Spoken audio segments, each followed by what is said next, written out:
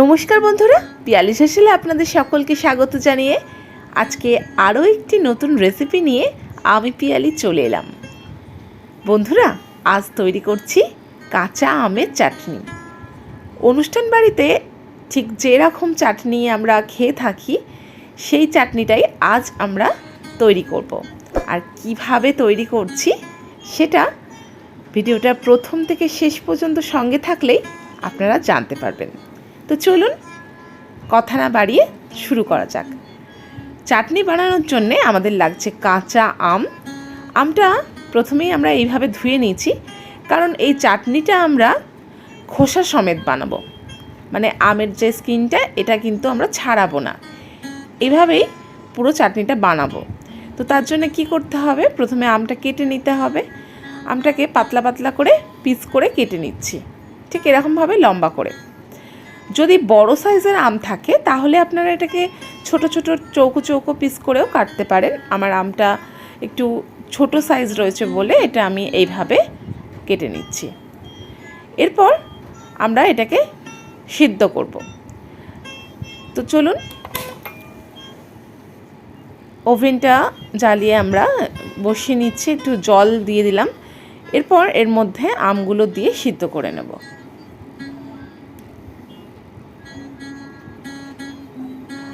সমস্ত আমগুলো দেওয়ার পর এর মধ্যে একটু নুন দিয়ে নিতে হবে। সামান্য পরিমাণে নুন দিয়ে দিচ্ছি। নুন দিয়ে আমটা সিদ্ধ করতে দেব।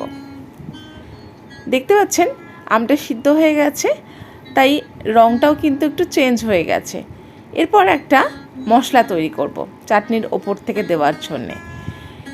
শুকনো লঙ্কা দিলাম, 1/4 চামচ পাঁচফোড়ন আর 1/4 চামচ মৌরি আর সামান্য একটুখানি জিরে দিয়ে এটাকে শুকনো খোলায় আমরা নাড়াচাড়া করে ভেজে নেব। ভালো করে ভেজে নিতে হবে। যখন একটা সুন্দর গন্ধ উঠে আসবে সেই সময় এটাকে নামিয়ে নিতে হবে। খুব বেশি আঁচে কিন্তু এটা ভাজবেন না, তাহলে যদি মশলাটা পুড়ে যায় না তাহলে তেতো হয়ে যাবে। এটাকে আমরা পরে গুঁড়ো করে ইউজ করব। এরপর সামান্য একটুখানি সর্ষের তেল নিয়ে নিলাম। নিয়ে তেলটা গরম হলে এর মধ্যে দিয়ে নিতে হবে একটা শুকনো লঙ্কা, আর দিচ্ছি একটুখানি পাঁচফোড়ন। পাঁচফোড়নটা একটু ভেজে নিতে হবে। যখন পাঁচফোড়নের গন্ধটা উঠবে তখন এর মধ্যে জল দিয়ে দিতে হবে।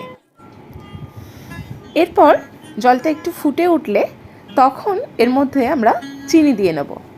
চিনিটা অবশ্যই স্বাদ অনুযায়ী দিতে হবে। আপনারা যেমন মিষ্টি পছন্দ করবেন সেই অনুযায়ী আমি 1 কাপ চিনি এর মধ্যে ব্যবহার করলাম। চিনিটা গলে যাওয়া পর্যন্ত অপেক্ষা করব। তারপর এর মধ্যে স্বাদ মতন নুন দিয়ে নিলাম, আর সামান্য 1 চিমটে মতন হলুদ দিচ্ছি। খুব বেশি এতে হলুদ কিন্তু দেয়া যাবে না, তাহলে রঙটা এর নষ্ট হয়ে যাবে। দেখতে পাচ্ছেন একটা হালকা হলুদ রং এসছে। এরপর এর মধ্যে আমগুলো দিয়ে দিতে হবে। সমস্ত সিদ্ধ করা আমগুলো দিয়ে দিচ্ছি। দিয়ে এটাকে একটু ফুটিয়ে নিতে হবে। এইভাবে আমগুলো সমস্ত দিয়ে দিলাম। দিয়ে ততক্ষণ আমগুলো ফুটতে থাকুক, ততক্ষণ আমরা মশলাটা গুঁড়ো করে নিচ্ছি। ভাজা মশলাটা দেয়াতে এই চাটনির স্বাদ কিন্তু দ্বিগুণ বেড়ে যায়। আপনারা যখন বাড়িতে এই চাটনিটা বানাবেন এই মশলাটা অবশ্যই দিয়ে দেবেন, তাহলে কিন্তু একদম অনুষ্ঠান বাড়ির মতনই কিন্তু এই আমের চাটনি আপনারা বাড়িতেই তৈরি করতে পারবেন। আর ভিডিওটা যদি ভালো লেগে থাকে তো অবশ্যই একটা লাইক কিন্তু আমার পাওনা রইল।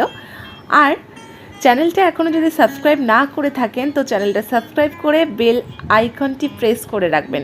আমি যখনই কোনো নতুন ভিডিও দেব আপনার কাছে নোটিফিকেশান এসে যাবে। তো আজকের মতো এইটুকু। নমস্কার।